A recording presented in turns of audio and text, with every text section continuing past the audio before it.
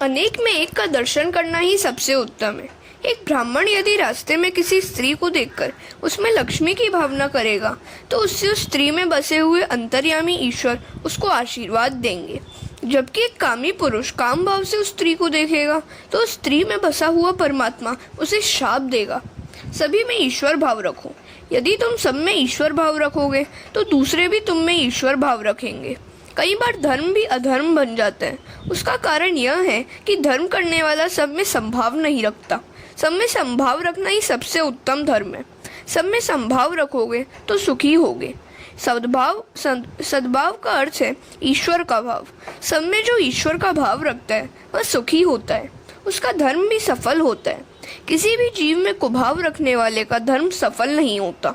महाभारत में हम देखते हैं कि श्री कृष्ण कई बार अधर्म करते हैं, किंतु उनके मन में सबके लिए सद्भाव ही होता है, इसलिए उनका अधर्म भी धर्म बन जाता है।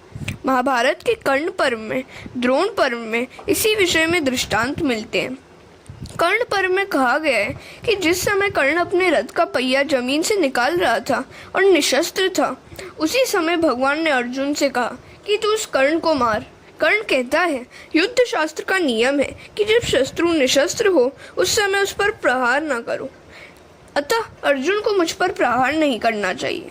तब श्री कृष्ण कर्ण से कहते हैं, कर्ण, तुमने आज तक धर्म का कितना पालन किया है? तुमने स्वयं तो धर्म का पालन किया नहीं है और दूसरों को धर्म पालन करने का उपदेश देते हो। भरी सभा में द्रौपदी का अपमान किया गया, उस समय तुम्हारा धर्म कहाँ गया था? इस प्रकार द्रोण पर्व में कथा आती है। द्रोणाचार्य पांडव सेना का विनाश कर रहे थे। श्री कृष्ण ने सोचा, यह बुड्ढा मरेगा नहीं तो अनर्थ होगा। इतने में अश्वत्थामा नाम का हाथी मारा गया। श्री कृष्ण ने सोचा कि यदि द्रोणाचार्य को कहा जाए कि तुम्हारा पुत्र मारा गया है तो पुत्र शोक के कारण ये युद्ध बंद कर देंगे। यह सोचकर उन्होंने घोषणा करवा दी कि अश्वत्थामा मारा गया।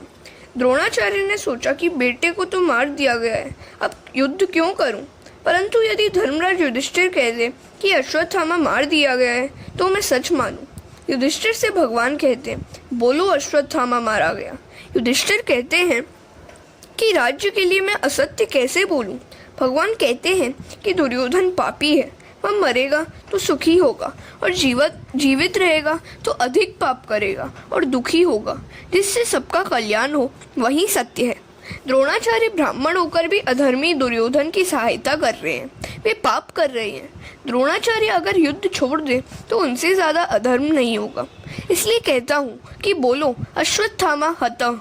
भगवान ने बहुत आग्रह किया, इसलिए युधिष्ठिर को बोलना पड़ा कि अश्वत्थामा हतः। असत्य बोलने का पाप न लगे इसलिए वे उसके बाद बोले कि नरो वा कुंजरो वा, परंतु वे अंतिम शब्द किसी को सुनाई नहीं दे। इससे पहले प्रभु ही ने जोर से शंखनाद कर दिया, अतः ये शब्द किसी को सुनाई नहीं दिए। दक्ष प्रजापति का यज्ञ रूप धर्म शिवजी के प्रति कुभाव रखकर करने के कारण अधर्म बनकर उसको ही मारने वाला बना। दूसरी तरफ श्री कृष्ण का असत्य भाषण रूप अधर्म भी सबके कल्याण के लिए किया गया होने के कारण धर्म रूप बन गया। सत्कर्म करते समय भाव शुद्ध रखो, हृदय शुद्ध रखो। शुद्ध भाव रखना ही सबसे बड़ा तप है। इसलिए तो सर्वेषाम अविरोधेन ब्रह्म कर्म संसार भे, यह मंत्र बोलकर प्रत्येक सत्कर्म का आरंभ किया जाता है। सबके प्रति सद्भाव रखो, सबको सद्भाव से देखो। सद्भाव के बिना किया हुआ सत्कर्म सफल नहीं होता। हरे कृष्णा।